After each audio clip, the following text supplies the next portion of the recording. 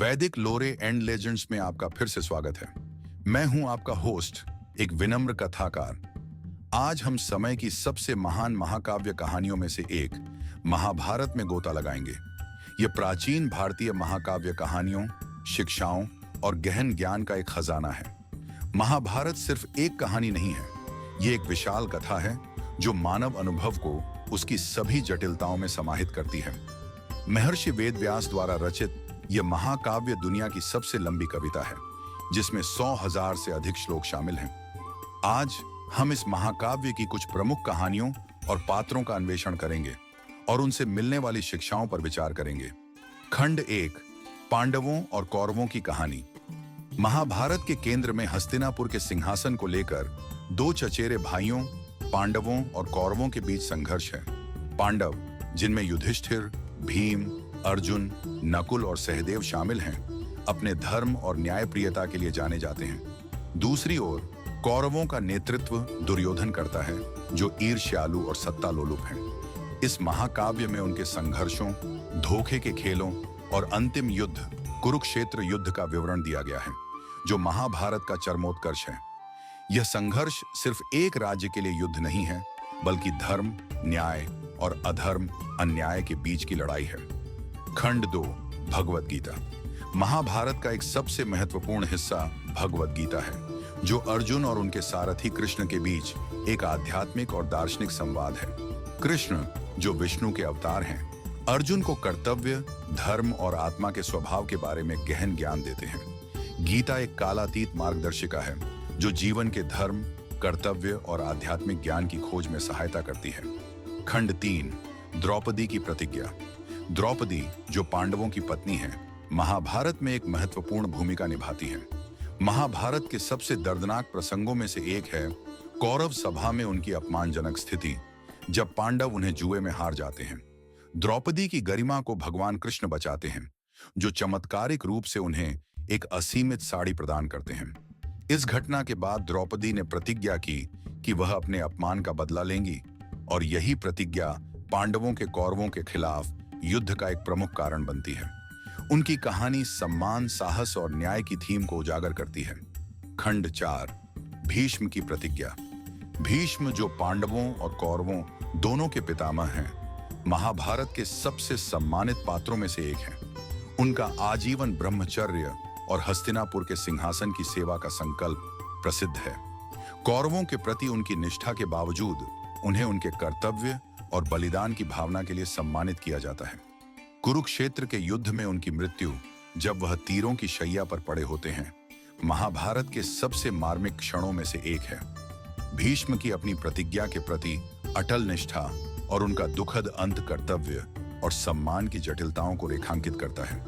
खंड 5, कर्ण, एक दुखद नायक। कर्ण, जो कुंती के सबसे बड़े पुत्र और इस प्रकार पांडवों के भाई हैं, महाभारत में एक दुखद पात्र हैं। अपनी असली पहचान से अनजान उन्हें एक सारथी के पुत्र के रूप में पाला गया और वे दुर्योधन के वफादार मित्र बने। कर्ण अपने अद्वितीय युद्ध कौशल और उदारता के लिए जाने जाते हैं। उनकी महान गुणों के बावजूद कर्ण का जीवन दुर्भाग्य और छूटे हुए अवसरों से भरा हुआ है। दुर्योधन के प्रति उनकी वफादारी और सम्मान की भावना अंततः उनके पतन का कारण बनती है। कर्ण की कहानी भाग्य, वफादारी और जीवन में किए गए निर्णयों के परिणामों का एक शक्तिशाली अन्वेषण है। खंड 6, महाभारत में हनुमान का योगदान। हनुमान, जो रामायण के महावीर और भगवान राम के भक्त हैं, महाभारत में भी एक महत्वपूर्ण लेकिन अक्सर अनदेखी भूमिका निभाते हैं। हनुमान भीम के बड़े भाई हैं, क्योंकि दोनों वायु देवता के पुत्र हैं। पांडवों के वनवास के दौरान भीम की मुलाकात हनुमान से होती है, जो एक वृद्ध बंदर के रूप में उनके रास्ते में बाधा डालते हैं। एक संक्षिप्त बातचीत के बाद हनुमान अपनी वास्तविक पहचान प्रकट करते हैं और भीम को आशीर्वाद देते हैं, वादा करते हैं कि वे आगामी युद्ध में पांडवों की सहायता करेंगे। जब कुरुक्षेत्र युद्ध निकट आया, तो कृष्ण, जो हनुमान की शक्ति और धर्म के प्रति उनकी भक्ति से अवगत थे, ने उनकी सहायता मांगी। कृष्ण ने हनुमान को युद्ध में शामिल होने के लिए राजी किया, न कि एक योद्धा के रूप में, बल्कि एक दिव्य समर्थन के प्रतीक के रूप में। हनुमान ने सहमति दी और अर्जुन के रथ के ध्वज पर अपनी जगह ली, पांडवों की रक्षा की और उनकी विजय सुनिश्चित की। युद्ध के मैदान पर हनुमान की यह प्रतीकात्मक उपस्थिति धर्म की विजय और कठिन समय में दिव्य समर्थन का प्रतीक थी। खंड 7, पांडवों की स्वर्ग यात्रा। कुरुक्षेत्र के महान युद्ध के बाद पांडवों ने कई वर्षों तक हस्तिनापुर पर शासन किया। समय बीतने के साथ जब उनका धरती पर कर्तव्य पूरा हो गया तो पांडवों ने अपना राज्य त्याग दिया और हिमालय की अंतिम तीर्थ यात्रा पर निकल पड़े। यह यात्रा महाप्रस्थानिका पर्व के नाम से जानी जाती है। यह पांडवों की अंतिम परीक्षा की एक मार्मिक कहानी है।